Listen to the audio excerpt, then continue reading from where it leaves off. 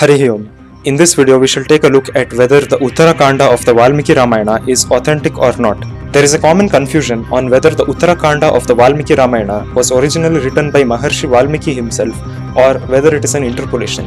This video shall give a detailed explanation on this topic and also give proper evidences and the opinions of great philosophers too. Firstly, we need to know that there is a certain psychological condition known as confirmation bias.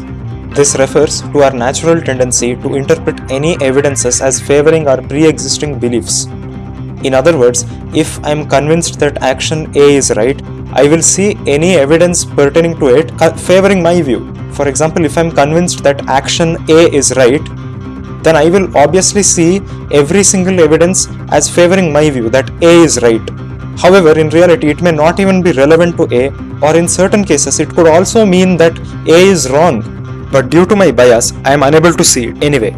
Coming to the topic of the Uttara Kaanda of the Vaalmiki Ramayana, this is a perfect example of confirmation bias. The person is already convinced that the Uttara Kaanda is an interpolation, so they start seeing irrelevant facts such as difference in the literary style of writing the Uttara Kaanda and the killing of a Shudra named Shambhuka, etc. as evidences to consider the Uttara Kaanda an interpolation and bogus.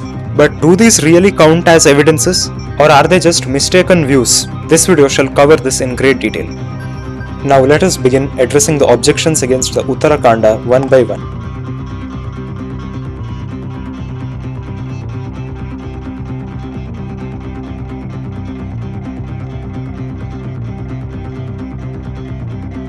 That's partially true, but that's not an issue. This is a perfect example of confirmation bias. The simple reason why the Uttara Kaanda has variations in its grammatical structure and sentence structure is because Maharshi Valmiki started writing the Ramayana at a time when the events of the first 6 Kandas had already become history. So obviously they would be in perfect past tense, but the events of the Uttara Kaanda were partially going on, some had already occurred. It is also known that Maharshi Valmiki had a boon to see the future events and write them down even before they actually occurred. Not just Maharshi Valmiki, but even other sages, for example Shuka Muni in the Bhagavata Purana had such knowledge. Great yogis obviously have this knowledge, and Rishi Valmiki also had it. So obviously it's not surprising that the sentence structure of the Uttara Kaanda will have variations. This is actually a perfect example of confirmation bias. This argument is pretty irrelevant to the authenticity of the Uttara Kaanda, but most people think that this is something that needs to have the Uttara Kaanda questioned.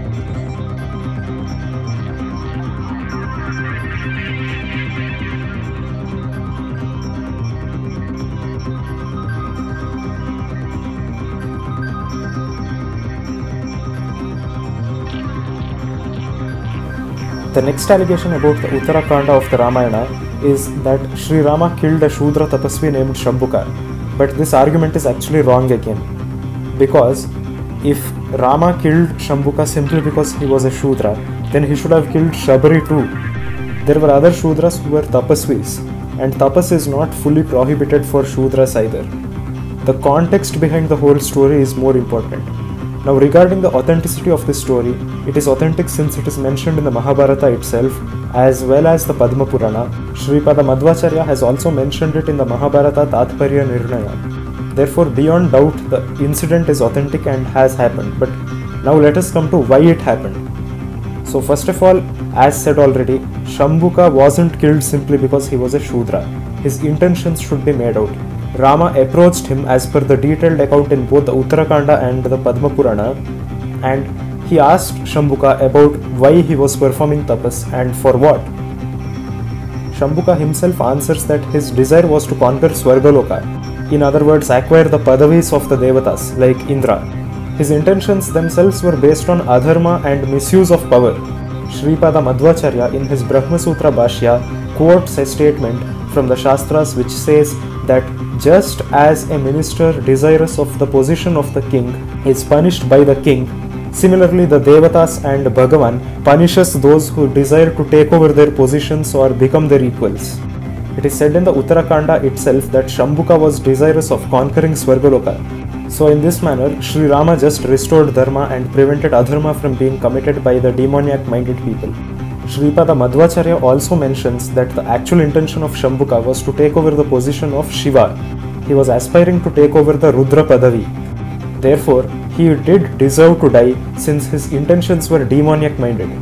Padma Shri awardee late Dr. Bananjay Govindacharya had even written an article on this incident and how Bhagavan Rama was right in killing Shambuka. The link is in the description.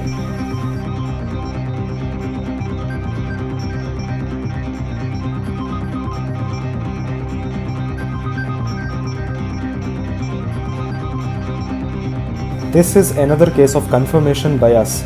Since the person is already convinced that the Uttara Kaanda is an interpolation, they think that the presence of the Palashruti at the end of Yuddha Kanda signifies the end of the Ramayana itself.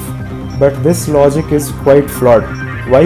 Usually the Palashruti appears at the end of a work to indicate that it's the end and the benefits of reading the work are so and so, but that's not always true.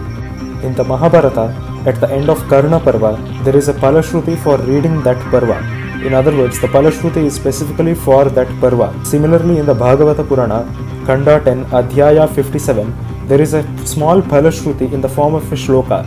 The Palashruti is actually meant for Adhyaya 56 and 57. Those two chapters talk about the story of the Shyamantaka Mani.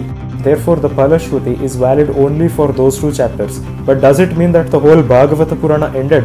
No, it means the story of the Shyamantaka Mani ended there. Similarly, for the Karna Parva and Uttara Kaanda of the Ramayana, the same reason is valid.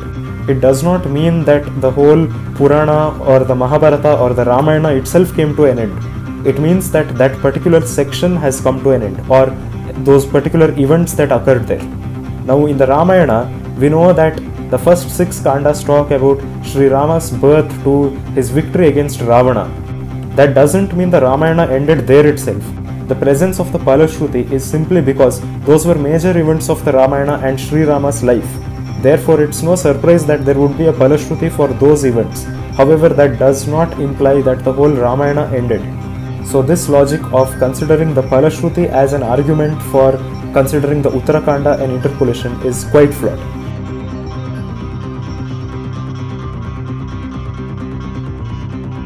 This is actually nothing but an issue of mistranslation. Vibhishana never meant that a messenger had seldom been killed in the courts of Lanka. He meant that killing a messenger is not dharma and has not been prescribed as a form of punishment for the messenger. However, Ravana was a Rakshasa and an Adharmi, so it's no surprise that he never followed dharma.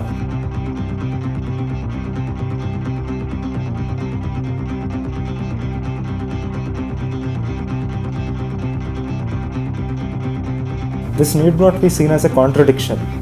If we ignore the story of the Uttara Kaanda, then the whole point of Indrajit being known so by that name stands meaningless. The correct interpretation is Ravana almost conquered Swargaloka and the Devatas, but succeeded with the help of his son who won over Indra. This is explicitly mentioned in the Agni Purana, Adhyaya 11, Shloka 5, that Indrajit became known so after conquering Indra himself. Now let us look at additional pramanas for the authenticity of the Uttara Kaanda of the Vaalmiki Ramayana. The Agni Purana, Adhyaya 11, Shloka 7 mentions Bharata killing Gandharvas and also Shatrughna killing Lavanasura. The same chapter also mentions Sita Devi's exile and leaving Ayodhya. It also talks about the birth of Lava and Kusha and them ruling the kingdom for 11,000 years. The Vishnu Purana, Khanda 4, Adhyaya 11 also mentions Ravana's defeat at the hands of Kartavirya Arjuna. In fact, the Bhagavata Purana also mentions Sri Rama abandoning Sita Devi. It also gives the reason why it happened, though not completely, and doesn't explain the events completely. The important point to note is that the Bhagavatam and the Vishnu Purana are very much well preserved and have least interpolations. Secondly, great acharyas such as Sripada Madhvacharya and other Sri Vaishnava philosophers have quoted the events of the Uttara Kaanda of the Ramayana. Few have even quoted shlokas directly from the Uttara Kaanda itself. Importantly, till the 15th century, it is assumed by all scholars, by Vedantins mainly, that there were no interpolations and no unreliable content was quoted. Quotations of acharyas are the best way to know whether something is authentic or not. So here itself, when Sripada Madhvacharya mentioned several events of the Uttara Kaanda in his Mahabharata Tatparya Nirnaya, the claim of Uttara Kaanda being inauthentic is reduced to dust. All pramanas that were quoted by acharyas are considered reliable, especially till the 14th and 15th centuries, since there would be debates and several scholars throughout the country would communicate and no unreliable pramanas could be quoted. Had the quotations been unreliable or untrustworthy, they would have been rejected or questioned by scholars. But there has been no such record of it at all, at least till the 15th century. In fact, from the statement of Sri Vedanta Deshika, one can come to know that interpolations were almost null till the 14th century, but during Deshika's time there was a slow rise of interpolations and they were easily detectable. He himself stated that there were some mischievous people who would add interpolations in the Shastras which could not be found in other manuscripts. Before this, there has not really been much of a record of interpolations, and this statement shows that at that time interpolations in the 14th century were easily detectable too. Therefore, undoubtedly, quotations by scholars who lived in the 14th century and earlier are very much reliable and trustworthy. With this concludes our video on the Uttara Kaanda of the Ramayana. Here we know that the Uttara Kaanda is very much authentic. Now comes the real question. Why did Sri Rama abandon Sita Devi? Being unable to explain this, many Hindus come to the wrong conclusion and feel that it's an easy option to call the Uttara Kaanda inauthentic. So, this shall be answered in our next video. The link shall appear in the description of this video too. Dhanyavadaha.